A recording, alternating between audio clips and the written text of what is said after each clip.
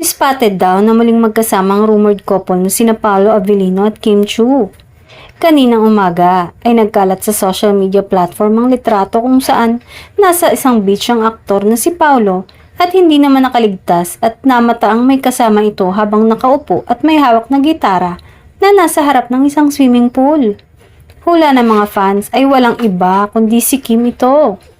Hindi naman kasi ito ang unang pagkakataong nasilayan ng publiko na magkasama sa di umano'y secret bonding nila na kalaunan ay naglalabasan din ng mga ebidensya.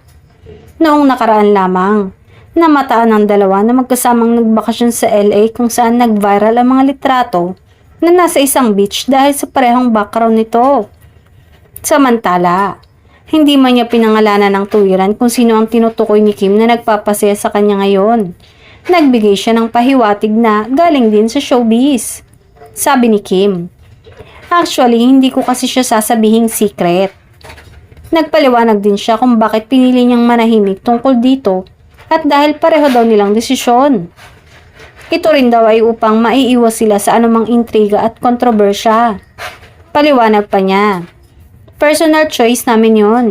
And for us kasi talaga naniniwala ako na pag kasi nandyan sisirain. Pag hindi kayo, pag magka-love team kayo, gustong maging kayo. Pag kayo, pagsisirain kayo. So ang importante daw masaya siya ngayon." Nadulas naman ito kamakailan nang sabihin na masaya daw si Paolo Avellino.